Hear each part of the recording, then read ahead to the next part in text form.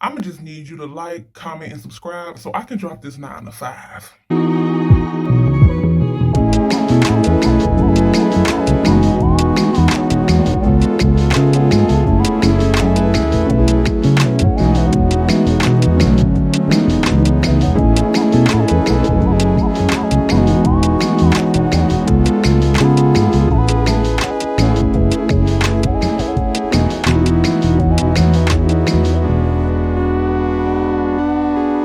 Y'all see my cup?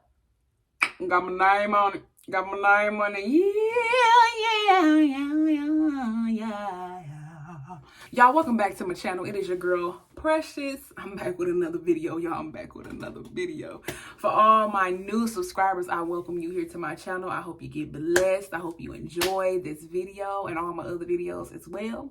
For all my day ones, y'all know what it is.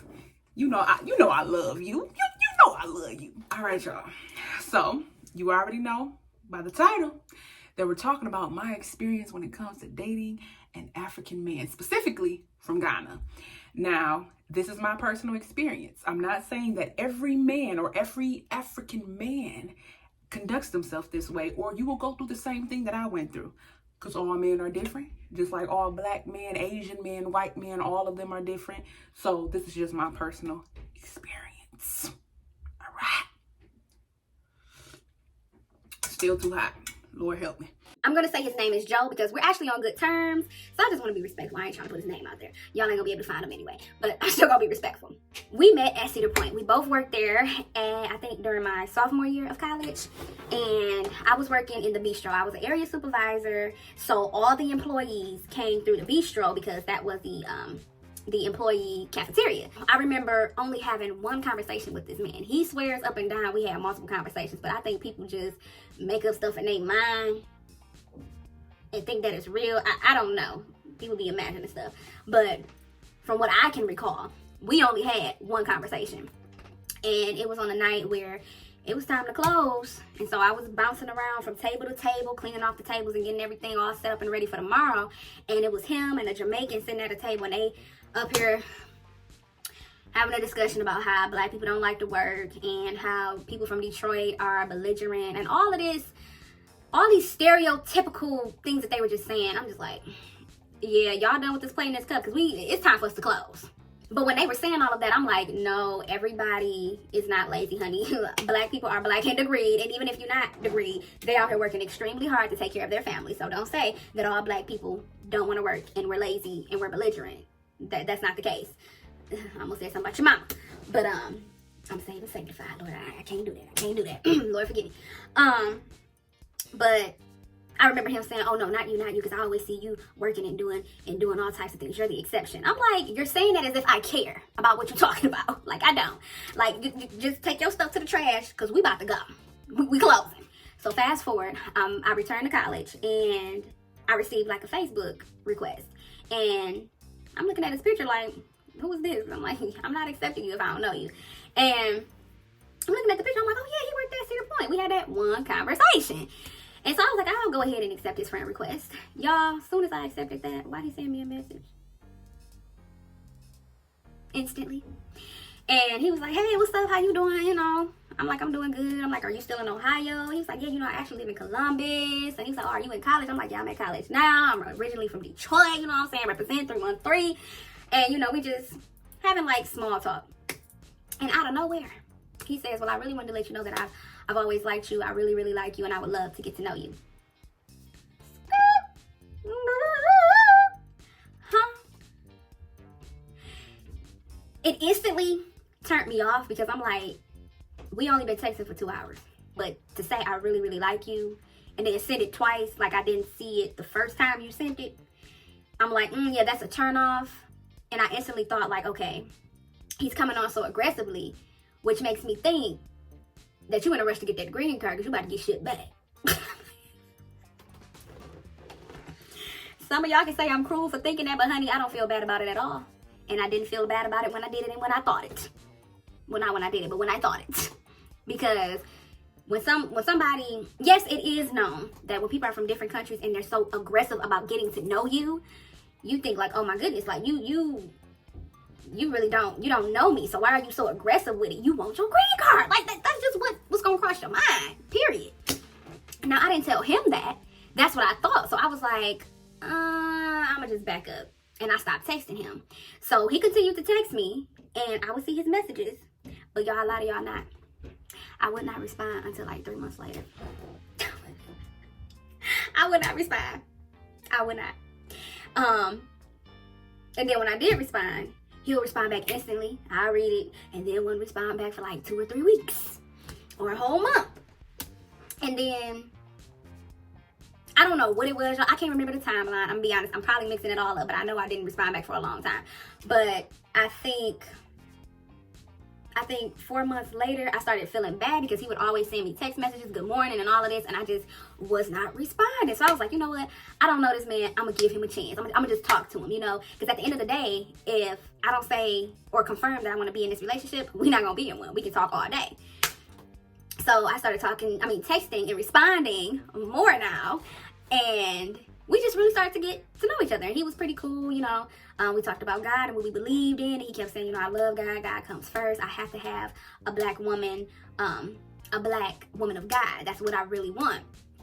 And I was like, okay, you know, I'm the same way. I have to have a man of God. Like, if you don't believe in God, I just can't. We can be friends, but you can't be over my household. And so we just started talking a lot. And he told me, he was like, you know, I'm thinking about joining the U.S. Army. And I was like, oh, okay, that's something new.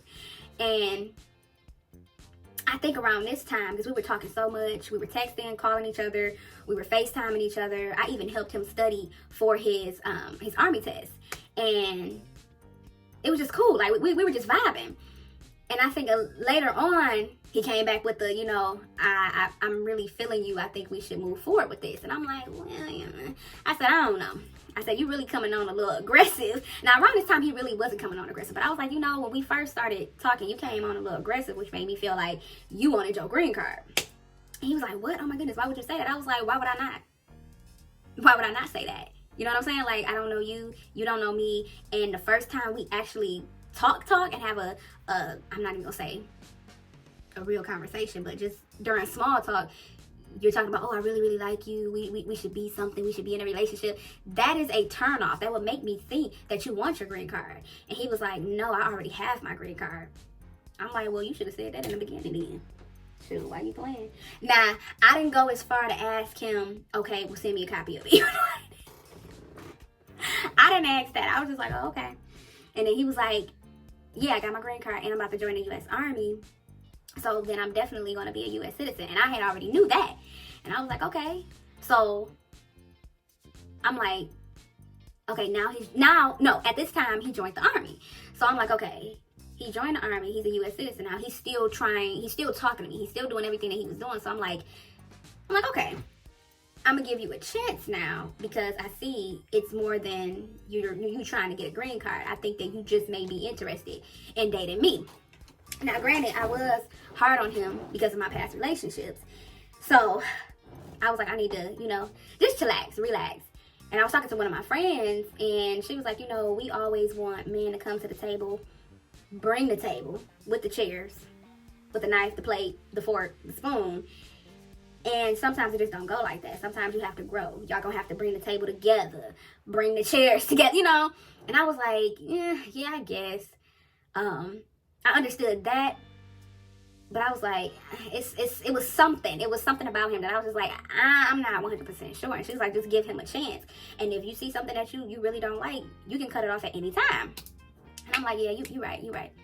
So before we even went exclusive, he would drive back and forth from Ohio to Michigan to come and see me. Because I remember when he first brought it up and he was like, you know, I would love to come and see you and all of that. I said, listen, you in Ohio, and who about to drive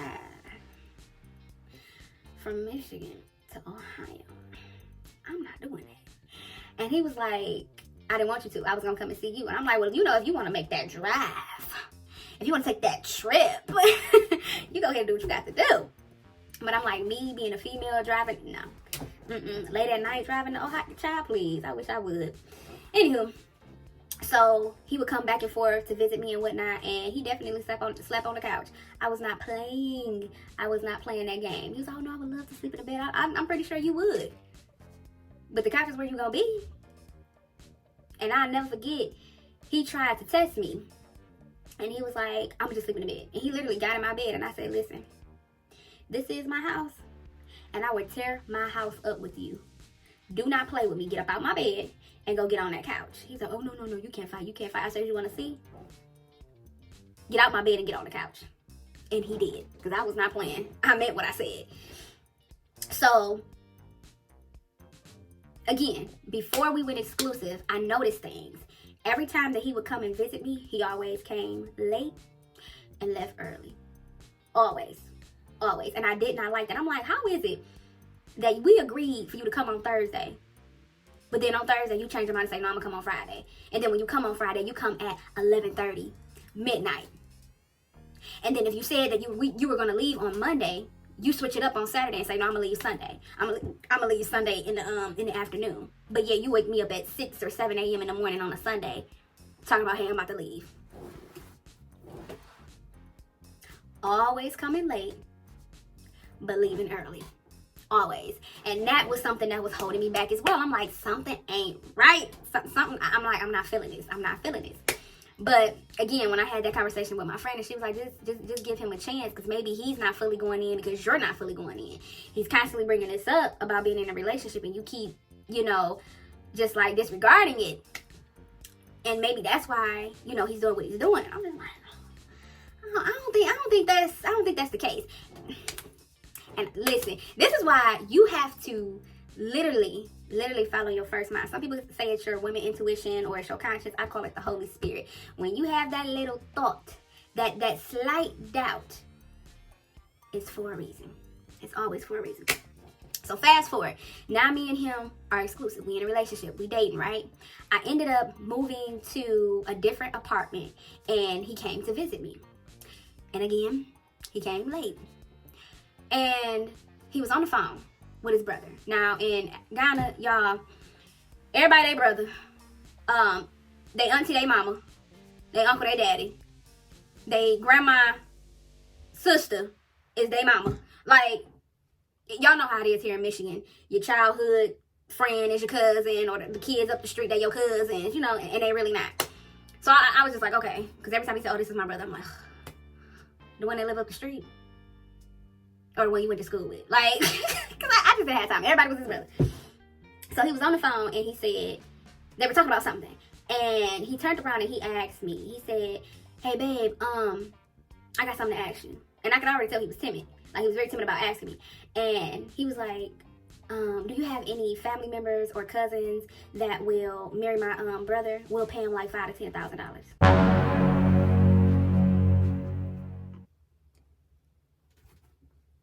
I know this man that just fix his lips to ask me that. Did this man seriously just ask me that? Like, did you just ask me if I knew anybody that was dumb enough to commit a crime, or who just really was like, you know what? I'm gonna wake up today. I'm ready to go to jail. Like, did you really just ask me that? And I turned around. I gave him this look. And it was a look to let that fool know. Lord, forgive me for saying it, because I know you don't like when we call each other fools. But I turned around and I gave him this look to let him know, no, I don't have nobody that's going to do that, and I don't know nobody that's going to do it. Even if I did, you think I'm about to recommend it? You think I'm about to tell you who it is? You think I'm about to call him and text him like, hey, girl, I got this good deal? When he asked me, like, oh, why would you ask me if I just wanted a green card? This is why. This is why. This is exactly why. Why would you fix your mouth to ask me that? How dare you? All you have is audacity. All you have is that. And when he saw my face, he was like, oh, okay, no, never mind. I didn't mean to ask you that. Yes, you did. You did. But you saw that I wasn't playing that. I'm not about to join in this whole little criminal activity of yours. So he was like, oh, never mind. I'm like, yeah, don't ask me that. Don't. Another red flag. Remember how I told y'all that he was like, I really love God, I believe in God, and I want a woman that is, that has an actual relationship with God? Y'all, that was a bunch of bull crap, okay? Because anytime that we were on the phone, late at night, right before I was about to go to bed, I would say, okay, you gonna pray us to sleep? pray before we go to bed. He'll be like, nah, not tonight. I'm too tired. I'm like, okay. All right, bye. Good night. Get off the phone with him. And I would pray before I went to sleep. And literally, the next night, I would be like, okay, you gonna pray? Pray us to sleep? No, you can pray. I'm not feeling it tonight. You can pray. Y'all know what I'm about to say, right? I'm gonna flip it around. Y'all know what I'm about to say. You already know. You ain't rocking with God the way you say or the way you claim you rocking with God. You're not. So I just stopped asking him. I'm like, you not gonna do it. You were just talking out the side of your neck to make it sound good, to paint this beautiful picture of yourself that's so totally false. Now I should have broke up with him then, but I didn't. Because let me tell y'all something. When you are in a place where you're lonely and you ain't been in a relationship in a long time and you just enjoy people's company, you make that an idol. And anytime that you make that an idol, that's where you done messed up. Because during our relationship, God dropped so many hints and told me so many times, laid it on my heart to let me know that this man was not for me. But yet, I still continued to carry on with the foolishness. Foolishness. With the foolishness. And that's because I placed my feelings and my emotions. I made that my main priority instead of what God was telling me. I could have avoided all the other things that I went through if I would have just listened to him, but I didn't. So let's continue with all the stupid mistakes and all the other things that happened. Fast forward again. It's Christmas time. And this was my first time actually introducing him to my family. So we drove down to Detroit and he met all my family. And he was a little standoffish. He really wasn't talking that much.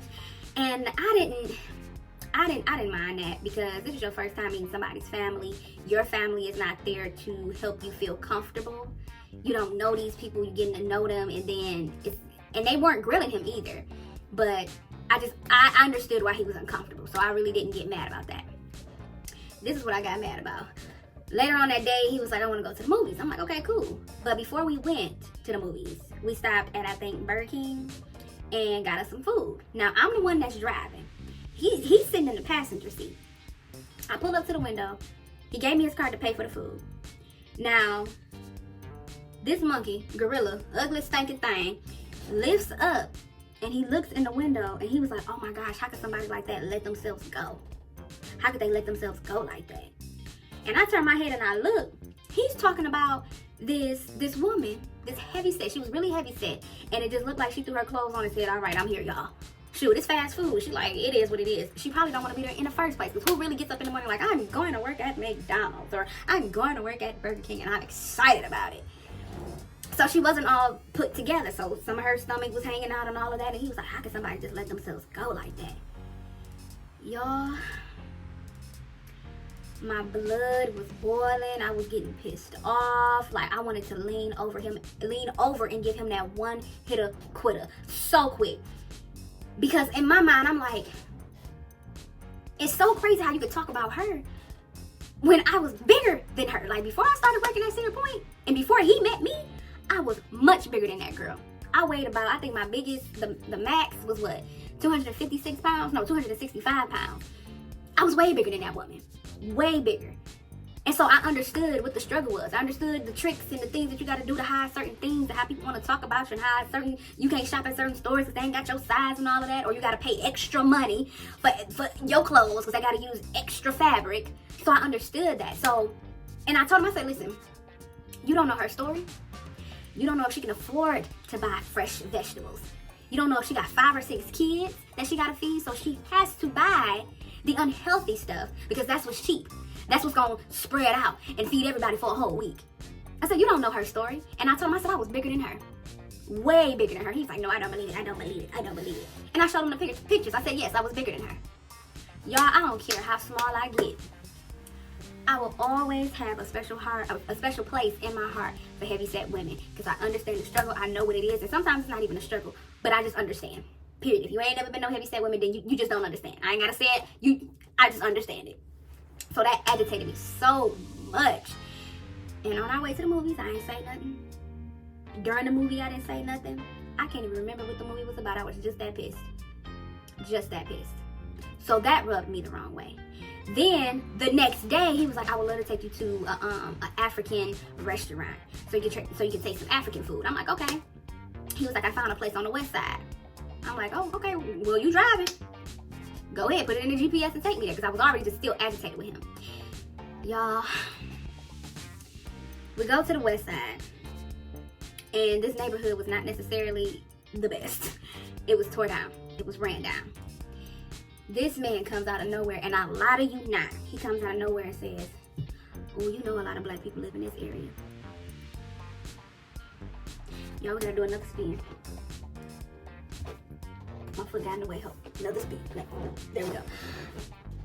Did this man just say, like, I just, and y'all, it was like this. I'm not gonna say it was like this all the time, but I had to constantly educate him. I'm like, listen, you can't say these things.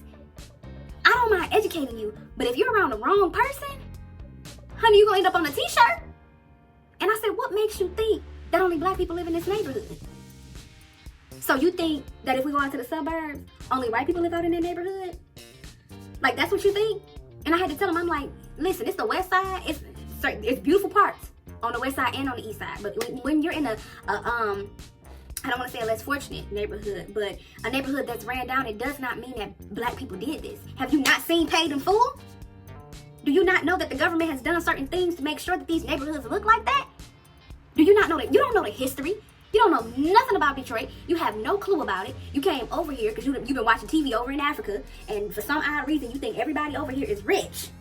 And you come over here and you see, oh, everybody's not rich. And he literally said that to me. He was like, we really thought over in Africa before I came over here that everybody was rich. And then when I come over here, I saw homeless people. I said, yeah, y'all watching too much TV. You're watching too much TV. But that agitated me so much. He didn't know nothing, no type of history about Detroit or specifically that neighborhood. Now, I'm not saying that some black people are not trifling, because a lot of black people are trifling and they do not care about their neighborhood. They don't care about their own house. They'll tear it up, especially if they on Section 8. Listen, I done seen some stuff with some families who on Section 8. They don't care about them houses. One lady, her family tore up 5 houses on Section 8. Do not care. That ain't everybody on Section 8, but that was just her. But it was just stuff like that, y'all. I had to constantly educate him. I said, you need to watch what you're saying and stop being so judgmental. And you know what blows my mind is that we will go to everybody else's country, taste their food, embrace their culture, buy their clothing, buy all this merchandise to take back to our families, to really dive in and learn their culture. But when people that share the same skin as us come over here, all they do is judge us.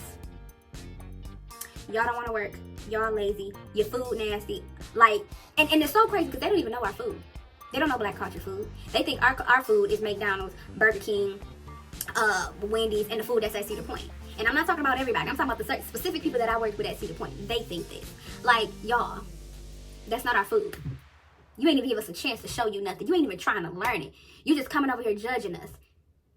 Like, we asked to come over here. Like, but anywho. And I said all of this to him multiple times. He was like, no, it's not that. No, it's not. Yes, it is. It is that. I had to constantly educate him on that. Constantly being judgmental. Constantly felt like he was above me. Like, no. And I'll never forget that. Jesus. I gotta say Jesus. I gotta say Jesus. That man, he was a 7-day Adventist. And he told me, he was like, when we get married, you're gonna have to convert. Convert to what? Because I'm apostolic. I'm not converting to nothing. I don't know nothing about no 7-day Adventist.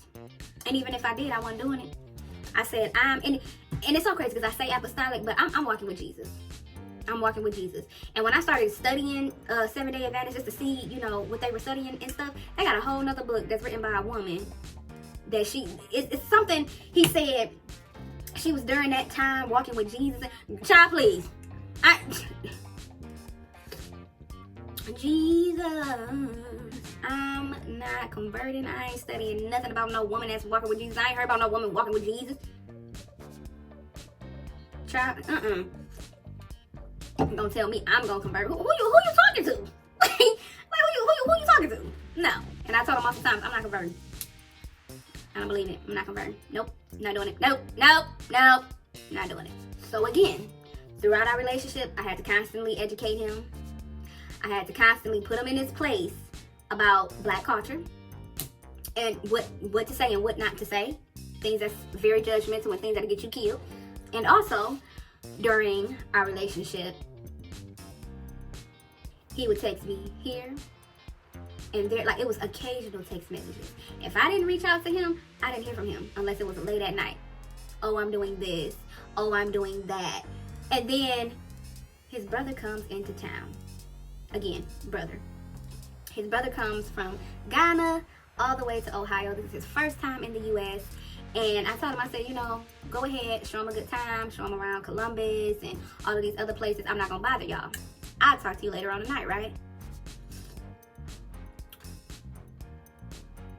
So I called him later on that night. And he puts me on speaker. And he was like, yeah, you can talk to my brother Sam. I'm like, you've already introduced us. I already asked him the basic questions. I have nothing else to say but, hey, how you doing? Oh, you doing good? Okay, that's good. I have nothing else to say to this man. But he wanted me to have a conversation with him. And I'm like, I don't have nothing else to say. Every time me and Joe would get on the phone, like if we're literally on the phone, Sam would jump into our conversation. If I FaceTimed him, literally, Sam would take the phone out of Joe's hand and be like, hey, Precious, how you doing? What you doing today? Like we real cool. Like, I know him, like we go way back, like 2 flats on the Cadillac. Like, and I would be like, I know a grown man did not just take a phone out of another grown man's hand. I know that didn't just happen. Like, what is happening in this moment? Did this literally just happen? Like, every time something psyched me out, I would literally sit back like, what? Did this just happen? Like, his brother didn't understand boundaries. He was so comfortable and free when it came to Joe. And I didn't understand that, because I feel like no grown man would be in another grown man's business, especially when he's talking to his girlfriend. Like, I didn't understand that. So it was another time me and Joe was FaceTiming, and literally Sam would come and put his head in the phone, like in front of Joe's head, like, oh, hey, Precious, how you doing? Blah, blah, blah. And I'm like, nah, we're not about to do this. And Joe never addressed it. He never addressed it. So I did. I said, listen, I don't know what type of relationship and friendship y'all have, but I don't like this. You have to set some boundaries with him. Every time I'm on the phone, he shouldn't be grabbing the phone. He shouldn't interrupt me in your conversation to state his opinion. You need to set some boundaries. He was like, yeah, I know. We're just family. We're just really close. I said, I understand that. But hear what I'm saying. To me, that's rude. And he's overstepping. You need to draw the line. Because right now, ain't no line there. And if it is, he definitely overstepping it. Or he blind and he can't see it. So you would think, after me telling him this and expressing how I felt, that things would change. No, nothing changed. Sam kept doing what he was doing. And I'm like, okay, either Joe didn't say nothing to him, he didn't address it with him, or he did and Sam just don't care. But either way it went, nothing changed. And here is what broke the camel's back. Joe had an apartment in Ohio, and he also had an apartment in New York. So sometimes he would drive back and forth depending on what he needed to do. Him and Sam planned to drive to New York. Now that's probably like a 16 to 18 hour drive, right? The plan was for them two to drive to New York, and then once they got there, Sam was gonna get on a Greyhound and drive back to Ohio. I don't know why. It was the most stupidest thing. I didn't understand it, but whatever. And Joe was like, yeah, we're supposed to be talking about this business me and him are trying to do. And I was like, okay. So I'm like, well, if y'all, y'all gonna be in the car for like 16, 18 hours, I really ain't gonna call y'all like that. I text you maybe, but just text me once you make it there. Now, I ended up calling him because I thought he had made it, because I'm like, okay, it's past like 16 hours now. So I called him and I was like, hello. He was like, yeah, you're on speaker. You can talk to me and Sam. Come on, talk to us. Ooh, y'all, my hair getting... Yeah, it's okay. I'm just like...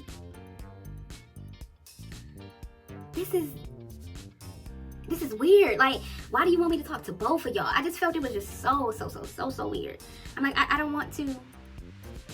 I don't want to talk to both of y'all. I said, just text me when y'all make it. He was like, okay. Y'all, he got there, I mean, real late. They got there real late. And he texted me and said, hey, we just made it. He was like, and Sam just got on the Greyhound. I said, okay. So then I called him because I'm like, okay, y'all not in the car no more. Y'all not with each other anymore. I'm going to just go ahead and call you. Y'all got on the phone and I was like, hey, and he was like, yeah, Sam just got on the Greyhound. I was like, okay, how was your drive? You know, just having a conversation with him because I hadn't talked to him really all day except for one time. And he was like, I'm good. He was like, but I'm going to have to call you back tomorrow. I'm like, tomorrow? Why? And he was like, because I'm going to talk to Sam while he's on the Greyhound going back to Ohio. We have some business to talk about. Let's do the spin one more time. Because I know. Because now I'm convinced that y'all gay. Like, I'm convinced. You can't convince me no other way. Because y'all were literally just in the car for 16 to 18 hours coming from Ohio going to New York. During that 16 hours or 16 to 18 hours, y'all didn't discuss this new business that y'all were trying to do. You just talked to him. Literally, you just sat in the car with this man for 16 to 18 hours from Ohio to New York. And now, you're going to get back on the phone with him, I'm going to say for 20 hours, because you already know the Greyhound, they're going to stop, they drive slow. So, now you're about to talk to him again for 20 more hours. Y'all gay. Y'all gay. I was just like, when he said it to me, I was like,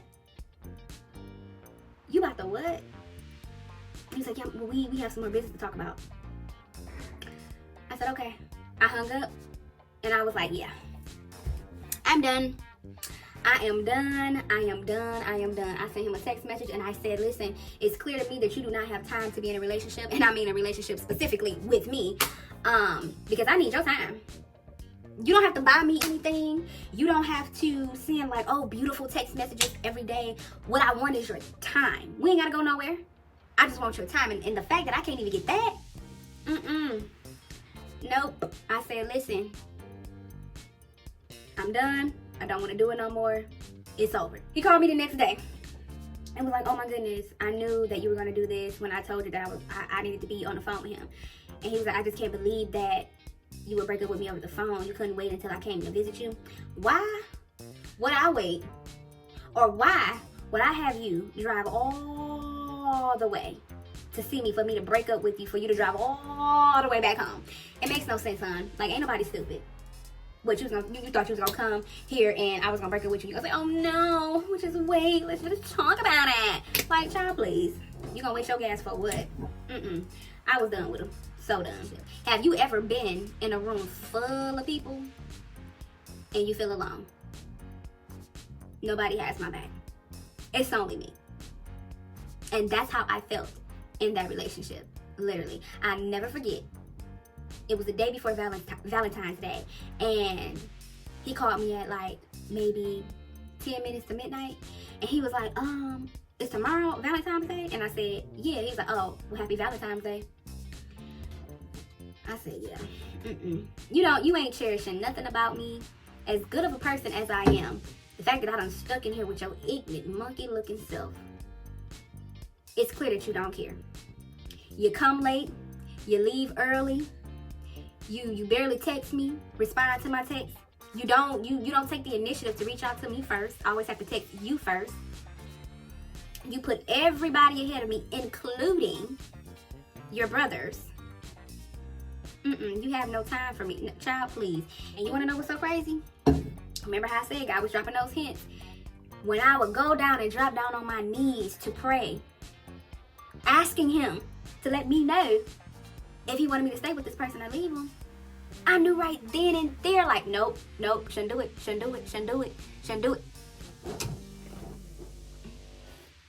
Hoping and wishing God would say something totally different. Hoping and wishing he would say, oh, just stay in there, stick in there.